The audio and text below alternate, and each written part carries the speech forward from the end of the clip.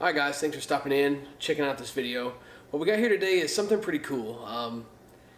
Probably one of the coolest things I've ever been a part of as far as like softball and stuff goes. I had the chance to sit down with Combat's VP, Don Cooper, and I'd originally planned on just having a couple questions here and there and making a quick interview of it. We ended up on the phone for over half an hour. It was pretty cool. I was really glad to be a part of something like that. Thanks goes out to Don Cooper for taking the time out of his busy day. I know he's got a million things on his plate right now. I can't say enough thanks for him to take the time out of his day to let me pick his brain. Got some good topics in here. I'm not going to spoil any of it. Need to sit down and watch. I guess technically listen. It's just a phone interview, so pop in a headphone, turn it on the TV, run around the house, plug it into the car radio, whatever you need to do. Definitely some good info here as far as what the brand has going forward, what his plans are going forward. Even got into a little bit of conference talk, conference U-Trip talk, and that kind of thing. All kinds of good stuff in there. So sit down and check it out. You'll hear me stumbling over my words because I'm a nervous wreck. Don Cooper is arguably one of my favorite people in slow pitch softball. I could sit and listen to that guy talk about softball for hours.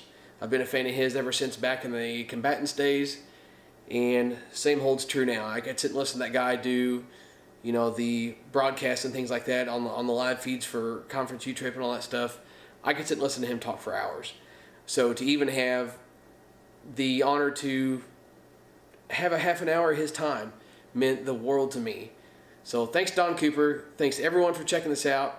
Share it around. All kinds of good information in here. I'm done talking. Let's get to the video. Okay, yeah. I just want to say, first of all, thank you for your time. Yep. You didn't have to do any of this stuff, but I do appreciate your time. Let me pick your brain here for a few minutes. We can dive right into things, or if you have any questions for me or anything like that, what kind of time frame are you working with? Fire away. Okay, just get things started here. What got you into slow pitch softball? A couple of my friends actually, I want to admit how long ago, asked me to come play. And I said I would never in my wildest life come play that. It's the dumbest game in the world. One morning, I was actually rehabbing a knee injury while in college. They said, well, come on, just come take BP with us. And so I went and hit, and I couldn't believe that it was as hard as it was, or they were better at something than I was. And I kind of got addicted from that day on, and that was 30 years ago. It's all just been moving forward since then. Yep. What's your favorite slow pitch softball moment, if you had to pick just one? Ooh, wow, that's tough. It's a great question. It's a fair question. I don't know if I could pick one. I mean, I enjoy the women's game so much since I started coaching it. And I think I've actually gotten more personal pleasure out of coaching the women's game and coaching than I ever did playing. So I mean, there's been a couple of world titles that have happened for the girls, and I've those moments, knowing how hard they worked, is probably for me the best. But the other side of it is I've met so many people, traveled so many places, so it's hard. I mean, I've had the privilege of going to Europe and Ireland and South America to do softball clinics, and I would have never thought that would have ever happened. And stood in the middle of a big patch of grass in Ireland with people lined up to have infield, be taught how to run an infield or to do hitting clinics. You're thinking, man, pinch me. How can I be standing here?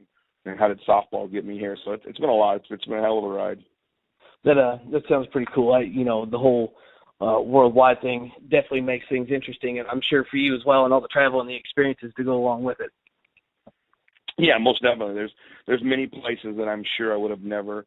And even here, I mean, when I've ever gone to Mobile, Alabama, I'm a West Coast boy, born and raised, and I live in Seattle, and when I've been to Mobile, Alabama, or Tuscaloosa, or places like that are here in the United States, and saw beautiful parts of the country that I'm sure I would have probably never been to if it wasn't for the game.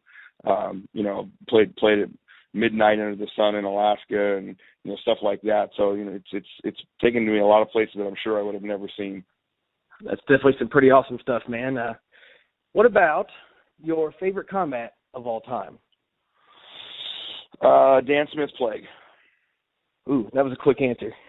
Yep, that's mine by a long ways. So it was the Silver Plague that everybody likes so much with a little bit more end load in it, and it's my favorite bat of all time. Definitely my two favorite bats of all time are actually a PST, because I think it revolutionized the game of durability, when I was with Worth. And then my favorite composite still to this day is the Dan Smith Plague. It definitely has to be a favorite among a lot of other people as well. I know that there's still people around here that swing combats that are all about the Dan Smith Plague. Yeah, and we've done some versions of it, but it's to me it's that was the original one, and that was the one. Good stuff. What about your favorite sanction to play and why? Well, coming up as a pitcher, it's been U-Trip. I have a lot of respect for all the associations. I know how hard those guys work. I know how hard those guys work, putting programs together. So, but me personally on the field, being a pitcher, U-Trip was always my favorite and still is my favorite, just because I think it gives us some abilities to try to do some different things to get guys out. So, yeah, from a playing standpoint, U-Trip. Cool. Talking about U-Trip, we can do some conference topics if you don't mind. What's your take on the U-Trip Classic M? I know there's been some grumblings of the ball being too hot, or maybe wanting to switch to a Classic Plus, or possibly even changing bat testing procedures moving forward. You got any thoughts on that? Yeah, I mean, I've always believed that the game should be controlled through the ball, and not that I've spent so many years with bat manufacturers, but the fact is that balls don't go home with players, and bats do. So True. We want to talk about are the bats too hot? Are they altered? Are they this? I think in the conference, because of the bat testing, and because of all things that have gone on, it's far less there than anywhere else. And I know some people will say, "Oh no, that's not true. Everybody cheats." I just don't believe that. There's too much. The risk reward isn't there. I think it's the cleanest part of the game. But if you really want to control the game at all levels, control it through the ball. They just don't go home. And, bats being altered or modified started long before composites ever came to the light of day. My first exposure to it was back in the aluminum days, and guys were telling me about it. And I almost didn't believe it. And then I met the guy that was doing it, and, they were doing things to aluminum bats, reweighting them, sleeving them, doing different things. So, as long as this has been going on, you look at wood, there's, who used to cork their wood bats, players have looked for that advantage. And to me, the way to control it is control the device that doesn't go home with the players, and that's the ball. So would you think something like a Classic Plus would be a step in the right direction then? Yeah, I mean, I think you need to get a lot of people involved. I personally like the 52-core ball because I know what the severity index from a safety standpoint it does, but there's too much bounce. I agree with the infielders that the ball bounces too much.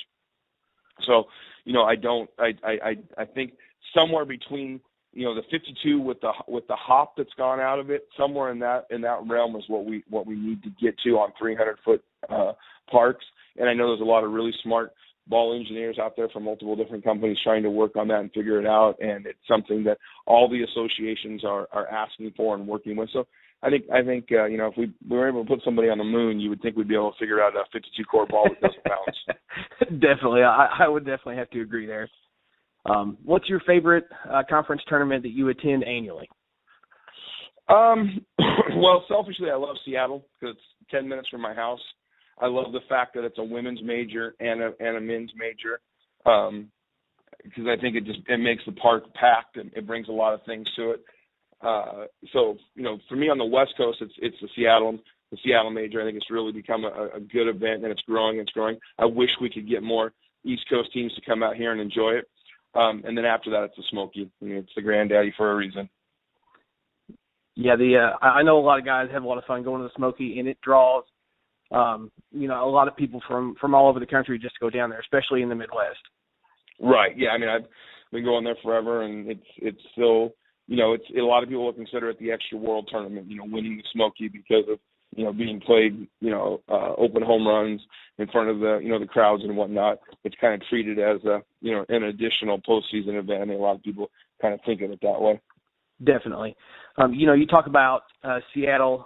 I, back in the day was a diehard combatant, and, Yep. all the guys in the combatant teams coming up and all that stuff.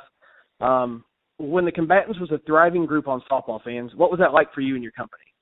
Oh, it's awesome, and it still is. I mean, it's changed, it's moved off of some stuff, but it's still a great group of people. That really to me was my first exposure to how important social media could be. And when that whole thing kind of spawned, and we go back to Gary Klein, aka the Hebrew hacker, and all of those guys. It was a great group of people, and I don't even remember where I was. I was sitting somewhere, reading posts about from those guys, and I thought, I want to meet some of these people. So when we came up with the original idea of send me a letter of why you should come here and play in the major, and we'll all get together. I went to U-Trip to Don Dionatis and said, hey, I want to put a pickup team in a major, and that just didn't happen. He kind of explained why. He said, that sounds like a neat deal. Go for it. So, I was curious, would I get 12 or 13 people that would send me a letter and say, hey, here's why I would come. Over a 36-hour window, I think we ended up with over 100 people wanting to come. And one of the toughest things we've ever did is try to narrow it down, and figure out how to get it here. And some neat stories come of that. There's a couple people that have been coming every year since then. I think that was 2007. Not 100% sure of that, but that come. There's been 2 years we ended up with 2 combatant teams because there were so many. Dave Hunter spearheaded it the last couple of years with Gary. Had to move on to other things, but it's a great group of people. It tells you what social media will be, and it also shows you what a culture is. And I think one of the things that we've seen in this industry is that many of the original manufacturers, be it bats or balls, were family-run businesses. The Hildreth and Bradleys with Louisville Slugger, and of course, the legendary Ray DeMarini and Jim Easton, and with the Worth, the Parrish family, the entire family. One of the things that as they've become more corporate, you've got corporate ownership now that owns them. Basically the market's chopped up into three large companies. I think everyone's trying to find a way to keep that kind of connection, that family orientation, that culture, and it's tough. It's tougher to do under a corporate culture, but it's something that we're striving to do, at PSG, trying to figure out how to do it. I know the other guys are too, but to me, that was one of the great things that have ever come from combat and from, social media and softball fans and whatnot, was the combatants and how it spawned bats and apparel and, everything really kind of spun out of that entire group. Yeah, I will say, when I was with the combatants and I did the Derby Life program for a year, it was one of my favorite things is you could pick up the phone and talk to anybody in that warehouse that you wanted to. There was no jump through a flaming hoop or you talk to someone different. I mean, if, a person wanted to get a hold of you, they'd pick up the phone and call you, you'd answer the phone. Right. I always thought something like that was cool within a company. Yeah, and we've tried to build it on that, and it's a cultural thing. I think part of that is being based in Seattle. So many companies up here have succeeded, and Starbucks probably being the largest one. And I'm exposed to it because of my wife, what my wife does there, and culture is the most important thing to them, and the fact that you don't lose touch, and you make sure that the only way you're going to learn is be involved with your customers. Sometimes you're going to get your butt chewed out. You're going to find out you really messed up, you fell down, but you got to be willing to have that conversation and learn from those things. And in the city up here, there's a lot of businesses. People don't realize, how many businesses were founded in this area. And when you listen to the leaders of those companies and you read the leaders of those companies' books and you just hear it up here, it's culture, culture, culture, and it's staying in contact with your customer no matter how big or small you are. And something that we beat on here. And everybody, I think, in the entire softball world had my my email address and cell phone. And the only issue I ever had with it's amazing how many people on the East Coast can't quite comprehend time zones. So I don't mind so much the late night calls, but I thought I'd call you early at 7. Well, you are calling me early at 7 in New York, Bob, but it's 4 here, Right, that's a nice wake up call, huh? of course, my dumb butt doesn't ever turn it off, and I'll answer my phone. So that's a shame on me. But it's also part of who we were. That you could get a hold of anybody at any time. Definitely, it was definitely pretty cool. Last thing in this conference and kind of U-Trip thing here, we got kind of sidetracked with the combatants and all that stuff. I could go on for hours about that. Everyone, is looking to be an up-and-coming rising star in the slow pitch scene. You got any tips or advice for any of those guys? Play defense. I mean, that's to me, it's play defense, and I get so many videos of guys showing me I can hit balls 450 feet. And I'm like, yeah, I got guys that are playing 50 and 60 and over with me that can too, bub. Hitting is valued. It's important, but playing defense has become just as equally valued. And if you can't do them both, you're never getting to that level. And there's a lot of guys right now. You're going to tell me, I can hit 700. Well, where do you play? Well, I don't. Well, okay. A lot of guys that can hit 700. Can you hit 655 and play center field? Because that's way more important to me than a guy that can hit 700 and can only catch. Very true. So to me, it's when you're sending out and I think it's great to network and send things out and ask the coaches but sometimes ask those coaches about, or send that stuff about your defense. Talk about, what you can do. And the same thing is true for the women's. The women's conference is growing quickly. We have a 17-team Women's Major World Series in a week. It's one of the proudest things I've been a part of putting together. And I'll tell you what, the defense at that level is absolutely phenomenal.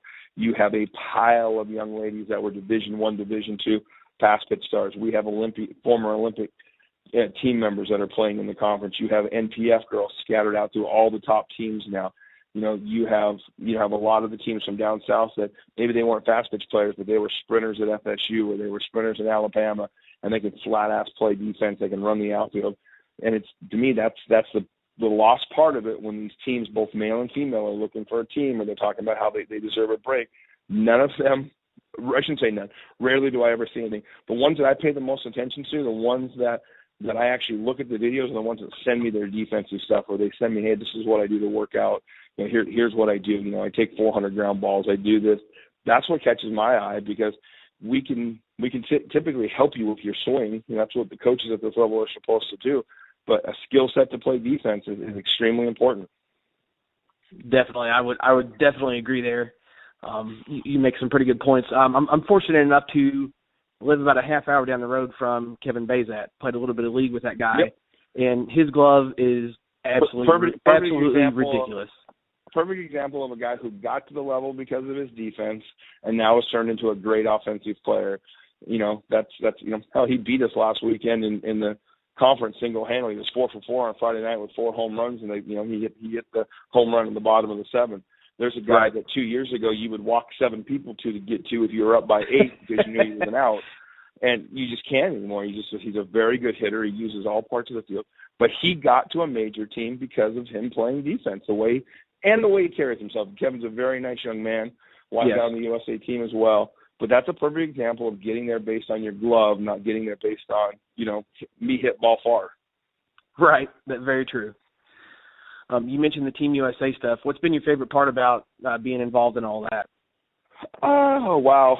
A lot of different things. I mean, from the original concepts, a guy by the name of Kelly McEwen, who was at that job that had the job at ASA, who's no longer there. He's actually VP of the Oklahoma City Thunder, had called me about that and said, what do you think? Do you think this is possible? Could we get the teams to come play? Could we get the players? Because at that point in time, they were predominantly playing USSSA. And how would we go about this? And so to see it kind of come from that standpoint, all the way through to, coaching one of the teams.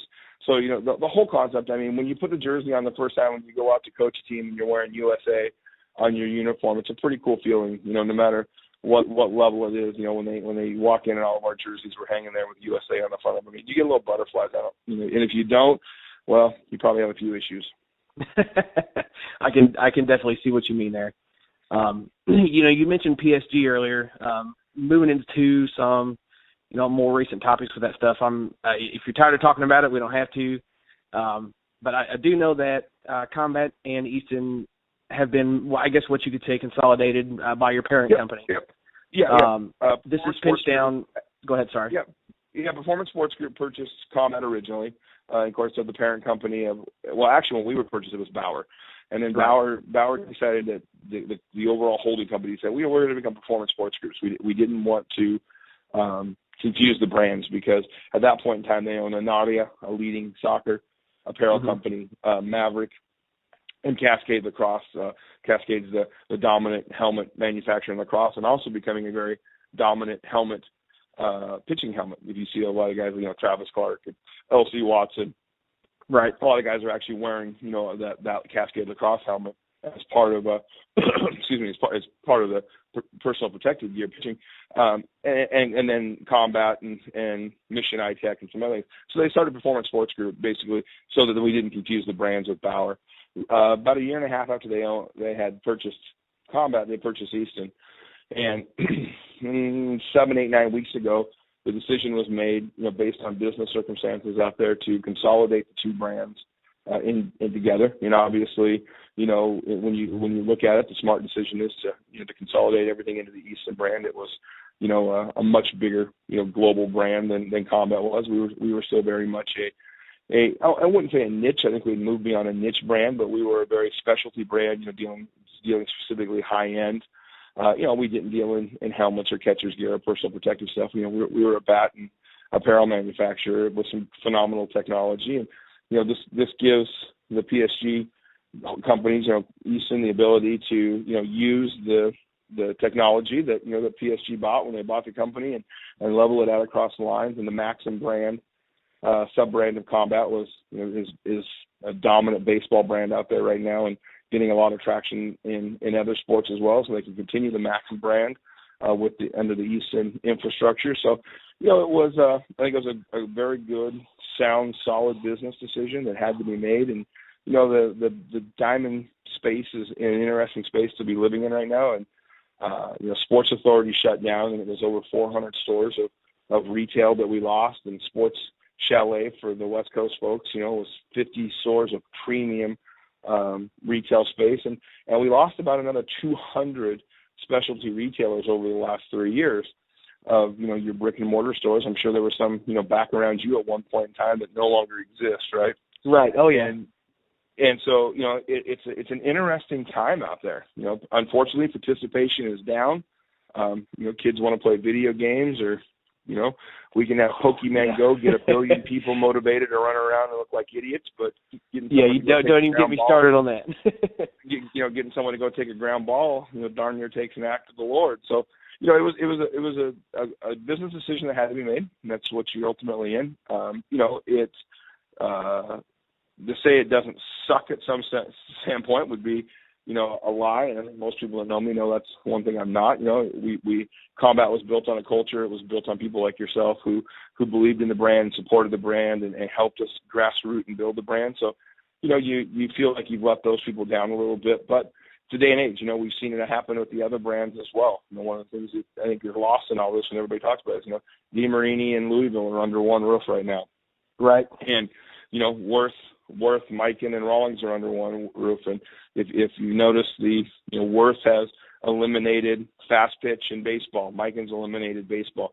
They're both just slow pitch brands out there right now that are competing for space. It's a consolidation world right now with participation numbers going down. And as we talked about earlier, corporate owned. They're not family owned businesses anymore. It's a corporate owned.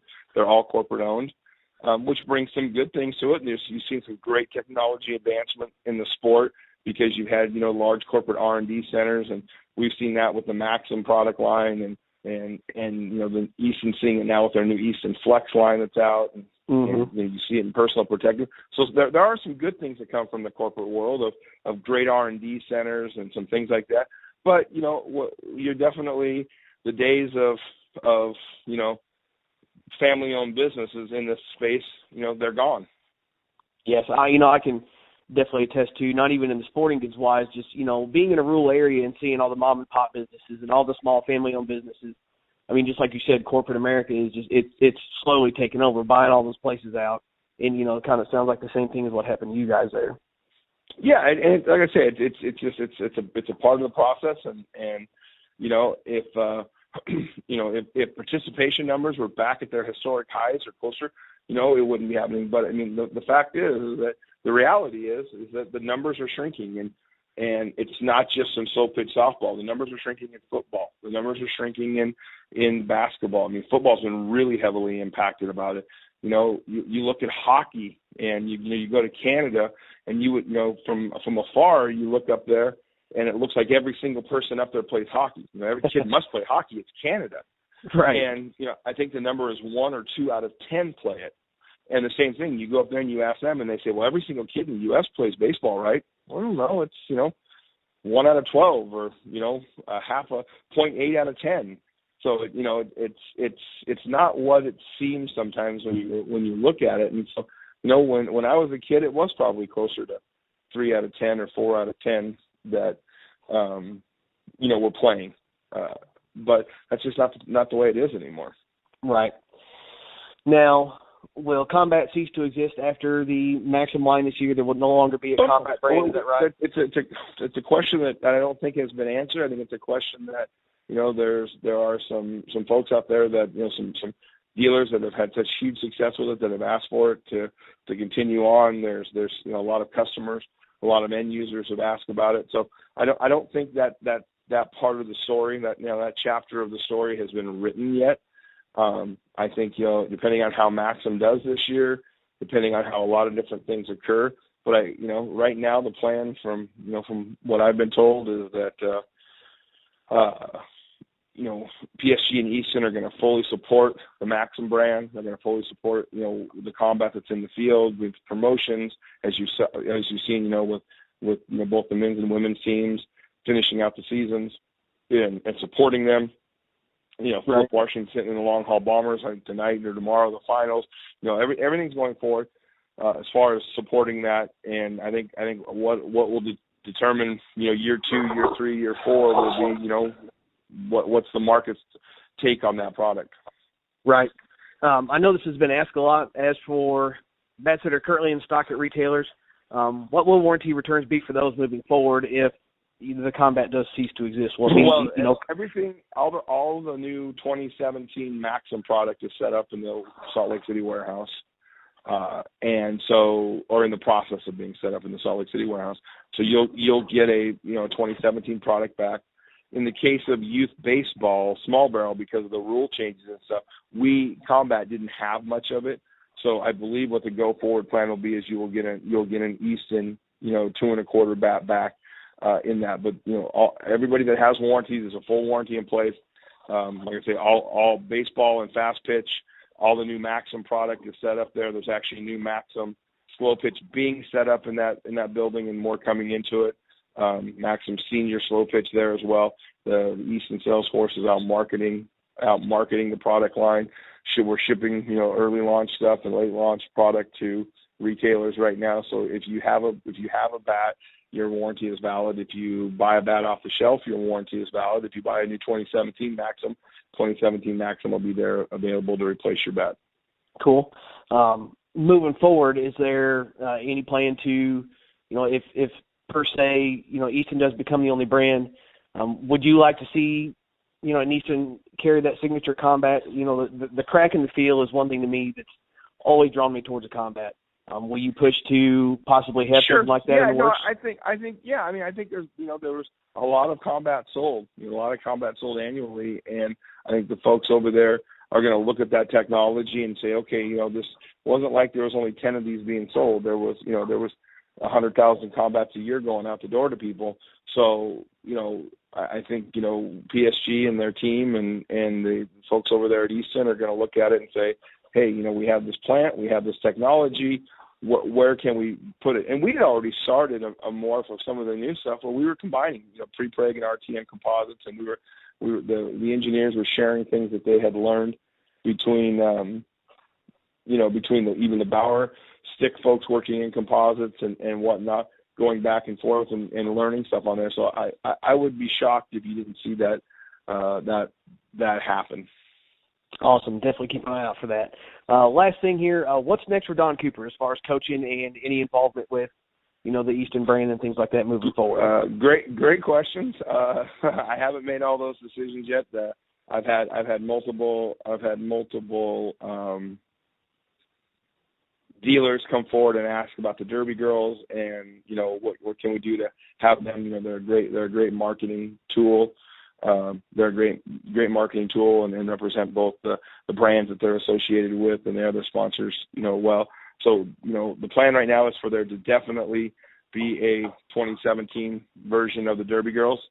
Who will be the secondary and third sponsor is yet to be determined. ASP right now, who was a great sponsor of us this year, is asked to still be involved, and they're working through some things. And, like I said, many of the dealers right now are feeling the same pinch that the manufacturers are feeling. So there's a lot of people out there are trying to figure out, and I'm sure most of your listeners and you have seen the same thing. They're struggling finding the sponsorships. You're struggling finding league sponsorships. Definitely the $1,000 and $2,000 sponsorships that used to be taken for granted are hard to come by these days. So that will definitely happen. The rest of our players that were under contract with Combat, obviously PSG's honoring all of those contracts, and we're working through places for those players to play. And a couple of sponsors have come forward that are looking at trying to keep the core of Team Combat together and run it back in in some form or fashion. So that's going on as well. And as far as me personally goes, no, out there trying to figure some things out. But my main goal right now is to get everything done here at Combat, make sure that all of our customers are taken care of. The end users out there have it. And then, we had 100 and some really, really good employees between the factory in Ottawa and here, and some of them have been around from day one. Some of them in the factory were actually around before Combat actually started. They were back in the old CE plant that we acquired to build Combat. So, it's been find as many homes for those people as you can has kind of been everybody's priority here. And then, after the World Series is over and everything else, we'll take a deep breath and figure out the rest. Definitely. You were talking about, the Derby girls and that kind of thing. It just popped into my head. What about these guys with their signature bats? You got Griner, Washington, and Rogo. What are those guys going to do? Yeah, and obviously PSG is going to honor those guys and take care of them, and so that type of stuff will. I can't say that there'll be a signature model next year because you never know what happens with those. Right. But, those are all things that are kind of fluid right now, and some dealers have stepped up and said, "Boy, I'd really like to have that." And so a lot of pieces are still being moved around right now. Sounds like there's plans in place anyway to take care of them guys. Yeah. I as much as we can anyway. Right.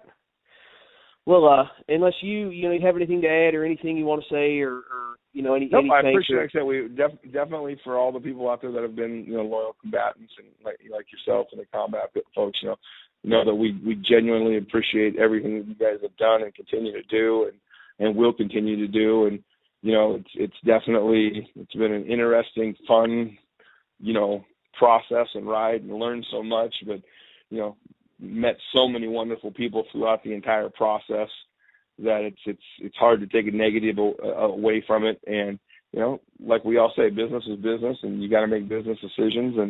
And hopefully this is the right decision, and it's going to help the PSG group as a whole, which employs a lot of people and takes care of a lot of dealers. And those are the things we've got to worry about. And I think most of the Combat guys are going to land in a great spot. And as far as the combatants themselves go, I told them next year if they're not back in Seattle, I'll come hunt every one of them down and thump them over the head. So Dave Hunter promised me that tradition won't die, even if they're not swinging combats. They're going to figure out something to do. Awesome. There'll be plenty of combats around. They're still going to be legal. We're paying the insurance. There's going to be warranty. So I told them no excuses next year, and we'll see how it happens. But it's too cool a thing to put together by folks like yourselves to let it die. And, it's something that I look forward to this year. I hosted all of them at my house, which my wife still thinks I'm a little bit sketchy on and crazy for. So, we had 75 to 80 people just come and hang out at our house all day and talk softball. She just stared at me most of the day and wondered what the heck I was thinking. But it's something that I just don't want to see go away. It means too much. I think it's what softball was meant to be originally, the fellowship and whatnot. So, I appreciate everything that folks like yourself have done for us. Well, and we, likewise, the combatants, can't thank you enough. I mean, you went out of your way, you made us the combatant. That's for the softball fans, guys, and that meant a lot to us. And hopefully everything works out moving forward. We're going to try, and I'm sure everyone will still try and be loyal, and hopefully everything works out in the future for the brand and yourself. I appreciate it. Yeah, thanks for your time, and when we get Absolutely. this all posted up, we'll be sure and check it out on YouTube. I'll be on Facebook on the BP Hero, and be sure and get your tag in it. You got it, sir. All right, thanks, Don. Thanks. Bye. And again, guys, big thanks for stopping in and checking this out. Thanks to Don Cooper. I didn't even know how to handle myself to close that interview. I got to stumbling and rambling around my words, but share it around. Be sure and like this video. Subscribe to the channel. I'm going to try and set up some more interviews with some more guys. I may have to get a video interview in here and there just to kind of mix things up a little bit. But nonetheless, I hope this is something moving forward that you guys are going to like. I'll definitely do more of it if it is. If you have anybody you want me to try and reach out to interview or anything like that, definitely let me know and I'll see what I can do. No promises. Don Cooper taking the time out of his day to do this for me meant the world to me. So I don't know what this means moving forward as far as who I'll be able to interview or anything else, but it's a good starting point. Thanks, guys. Have a good one.